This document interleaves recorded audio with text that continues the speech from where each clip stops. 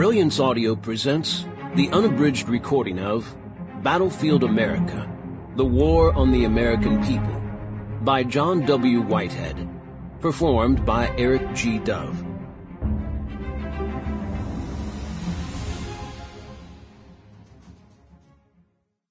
If liberty means anything at all, it means the right to tell the people what they do not want to hear. George Orwell.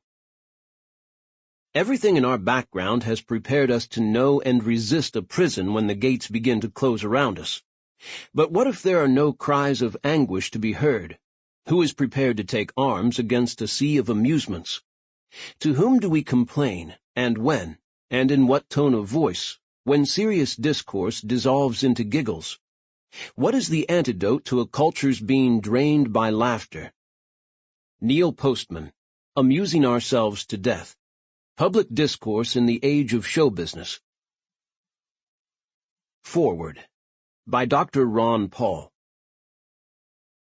Most Americans react with confusion, disbelief, and even hostility when told that America is not a free country.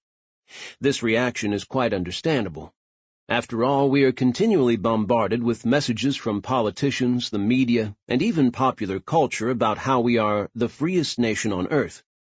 We are even told that the reason people from other countries hate us is because they resent our freedom, not our drones.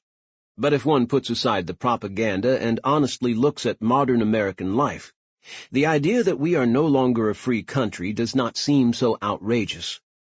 If Americans were truly free, then would the NSA be able to monitor our emails and other online activity without obtaining a warrant? Would we have to submit to the TSA's harassment every time we boarded an airplane? Would local governments use red light cameras to enrich themselves and deny us due process of law? Would we hear, on an almost daily basis, stories of SWAT teams terrorizing or even murdering innocent Americans via no-knock raids? Would we watch in horror as police respond to peaceful protesters with military force?